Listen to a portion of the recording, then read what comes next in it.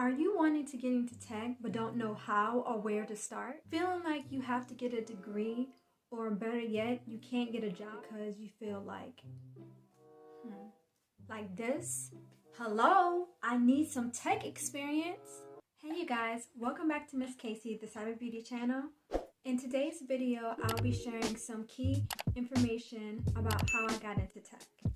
I'll be sharing my story and my experience to let you know that you don't need all those things to enter into tech industry, such as computer science degree, coding, or work experience, just to land your first tech job. So keep watching to the very end of this video. I'll be announcing some updates about my channel. So for those of you who don't know, that I graduated from college with a bachelor's degree in criminal justice and criminology. Before graduating into my sophomore year, I transferred to another college. At the beginning of the year, I had to take a computer science class that was a last fulfillment for a math requirement that I needed before entering into my major, which was criminal justice and criminology. For the most part, every college has a requirement that you have to fulfill before graduating or at least entering into your major, and that was mine. Initially, walking into this class was different, and I'm not gonna lie, you guys, I didn't know anything about computer science, so it was a little intimidating. Now, to be honest, my expectation versus reality was way off. At one point, I was a little excited because I figured I was gonna learn something new and it was gonna be fun, and then all of a sudden, reality kicked in. And I found out that I was learning HTML, CSS design, and JavaScript, which, to sum it up, is the basic structure of how to build a website, web page, and coding. So during that time, I realized that computer science is not for me. I realized this is not the career path that I want to pursue, moreover, something I want to get into. So just to go on a limb and say that I didn't like this subcategory. I didn't like this part of the computer science. Hey you guys, so when I was taking my computer science class, it was broken up into two sections. One was for taking notes, lectures, tests, and quizzes, which were all conducted in the classroom, on how to code assignments and also code actual tests and quizzes that were being done. And the other part was in the computer lab, where all assignments are to be done and conducted on the computer and coded out in a format style. 80% of my grade was to be done on a computer, and the other 20% was to be handwritten out in the classroom for tests and quizzes. That was our way of learning how to actually code. That process was really new to me because a lot of the codes that you had to learn, you either learned it or either you recalled it or either you went strictly by memory. And for me, that was a little challenging because of the fact that it was so much information to retain at once and then try to put it down on paper when you're solely relying on the computer to actually tell you what errors you have wrong, but to actually apply that on paper was a complete different story. So after taking the class and receiving credit, fast forward into me being a new grad. So I decided that I actually really wanted to pursue a career in law, and I went back to school to get my parents' certificate. In that process, I was taking classes which were a legal writing class, and also I was taking a research class. Those classes actually allowed me to work in a computer lab, which at a paralegal school, in that class, I was able to learn how to use databases to research actual legal cases, statutes, and codes based on actual legal cases. Okay, you guys, so I found this to be so interesting, you guys. The fact that I was in a computer lab sitting there analyzing legal cases and be able to use that as evidence to find a fact finding in a case. In a lot of ways, what I learned in my actual computer science class back in my sophomore year actually taught me a lot of things that I needed to learn and prepare me for my actual legal class. I did find it somewhat related to computer science when it came down to the subcategories like computer forensics and cybersecurity. After completing my paralegal certificate and also a e-filing certificate, which is a database tool for research, 6 months later I was able to land my first job as a paralegal in a law firm. I really loved my job there. I had learned so much. But as time began to go on, my time there was actually cut short due to setbacks. So I no longer had a job. So now I don't have a job and all my expenses are starting to add up.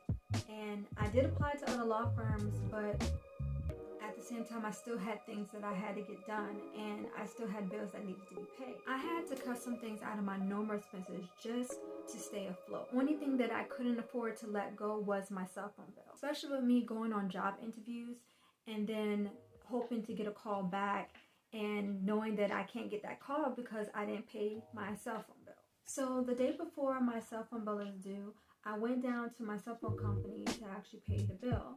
When I got there, I noticed that they had a help wanted sign in the window.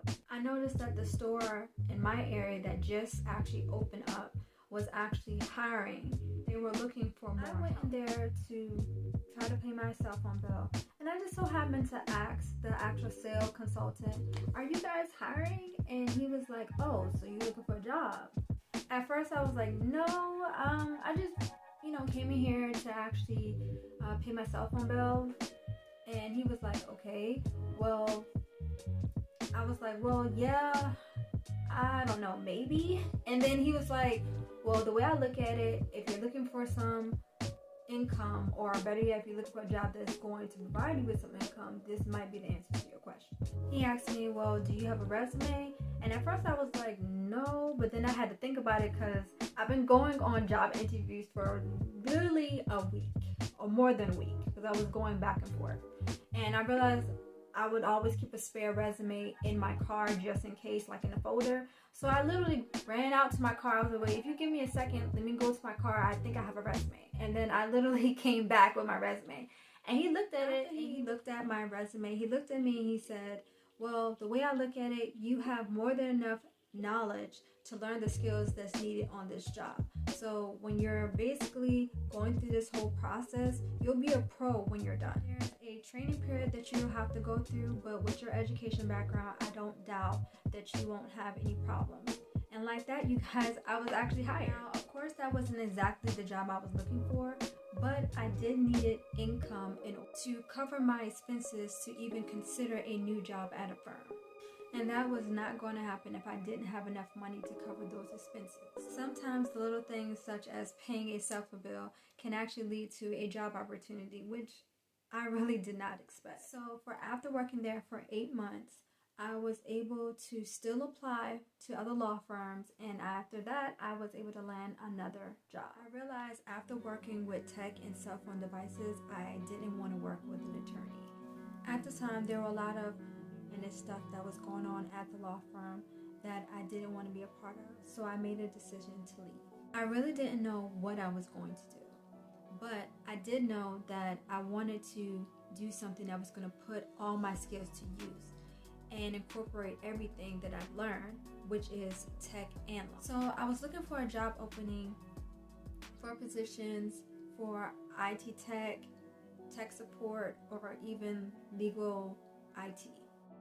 The job mostly entitled me working with computers, devices, troubleshooting, and also allowed me to handle some issues with security for clients. Upon getting hired, I had to go through a paid training for 6 weeks with the company before handling any client's account and learning about codes and tools that I had to use every day to fix clients' tech issues.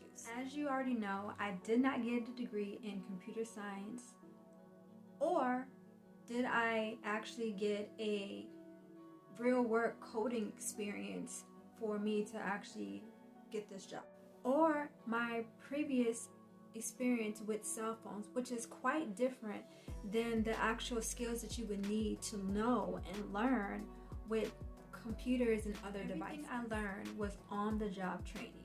Even though I had research skills, I mostly used that to analyze clients' accounts for security purposes.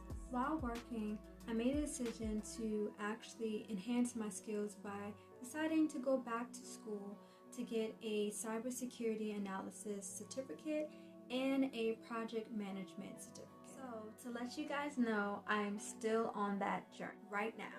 And I would like to share my experience to those watching my channel. And I hope that I can be inspiration to those who are interested in changing career paths. In that process, I'll be doing a series of my journey into tech as a student and worker. I look forward to sharing my journey with you guys. So if you like this video, please like and subscribe and share this with anyone else that you know that may be interested in tech, and look forward to more. See you guys.